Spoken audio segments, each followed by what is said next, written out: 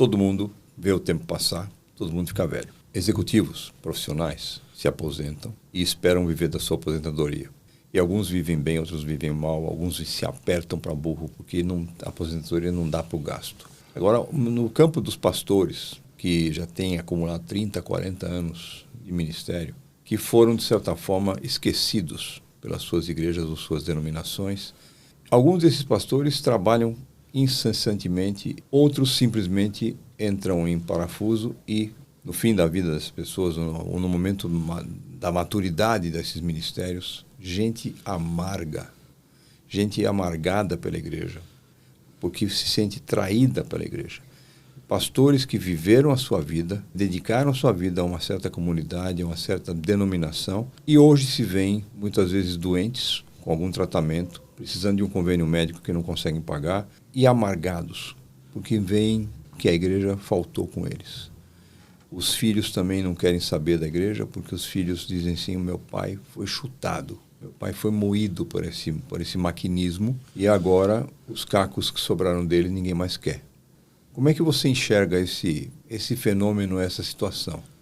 Você sabe que essa semana eu estava dando uma palestra para um grupo de plantadores pelo Google Meet. Tinha gente de vários lugares, na França, Espanha, Portugal, Estados Unidos.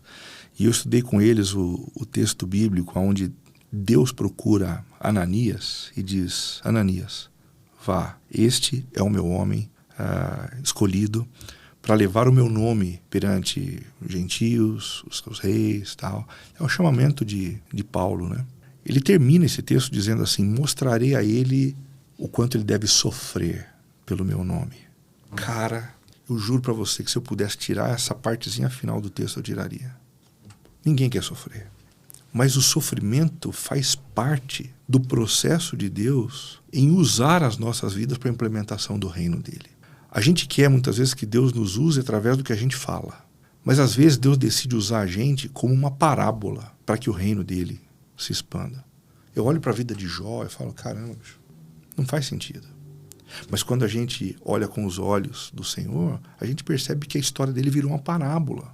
E até hoje inspira pessoas a continuarem firmes no meio do sofrimento. Quando eu olho para a história de Jeremias, 50 anos fazendo um ministério e ninguém apareceu, cara. Ninguém se converteu. Mas a história dele até hoje vira uma parábola para estimular a perseverança. Ou seja, a gente precisa recuperar alguns elementos que são fundamentais no nosso chamamento. A gente foi chamado para sofrer pelo nome de Jesus. Quando a gente se esquece disso, a gente começa a culpar a igreja porque a gente não teve o carro que a gente queria, porque a gente não conseguiu comprar a casa que a gente queria, porque a gente não fez as viagens que a gente queria, porque a gente começa a se comparar com os outros pastores e com o que Deus deu para essas pessoas e não deu para a gente. E a gente torna a coisa muito rasa, sem a perspectiva transcendente de que o que aconteceu comigo foi fruto de um movimento de Deus. E se eu não tive o sucesso na perspectiva humana, aos olhos de Deus, aqueles que trabalharam com afinco fizeram os céus entrarem em festa. Quando a gente enxerga a nossa história a partir dessas lentes, a gente corre menos risco de amargar.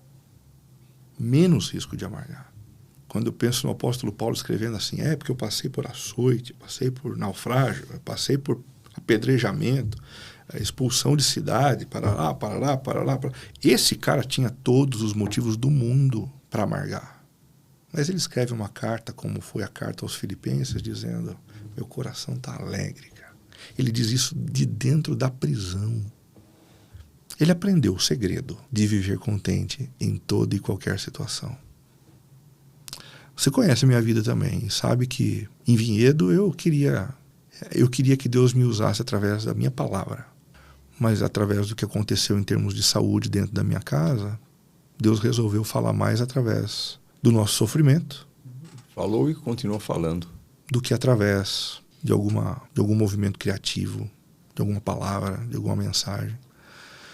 Então, cara, assim, mostrarei a ele o quanto é necessário sofrer pelo meu nome. E você deu a chave. Você não consegue amargar com Deus. Você pode amargar com a instituição. Mas você não vê o apóstolo Paulo reclamando que a igreja de Jerusalém não pagou a Prevent Senior dele. Não pagou o INSS dele, por isso que ele não está sem aposentadoria. Ele escreve e fala, olha, eu aprendi a me virar, Deus me ensinou a viver com muito e com pouco. Ele praticamente escreve isso sabendo que a espada ia visitar o pescoço dele pouco tempo depois. Então, esse é o aspecto que mais chama atenção e nos desafia a viver um evangelho que não é o evangelho da popularidade. Esse evangelho do que eu vou mostrar quanto deve sofrer, que é um trabalho duro, trabalho de fazer, é um evangelho complicado de você equacionar. É uma mensagem pouco convidativa.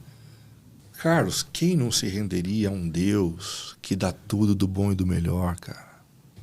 Quem não se renderia a um Deus que dá prosperidade? Quem não se renderia a um Deus que promete saúde o tempo inteiro? Cara, o nome de Deus só é engrandecido quando a gente, apesar dessas coisas, continua com Ele.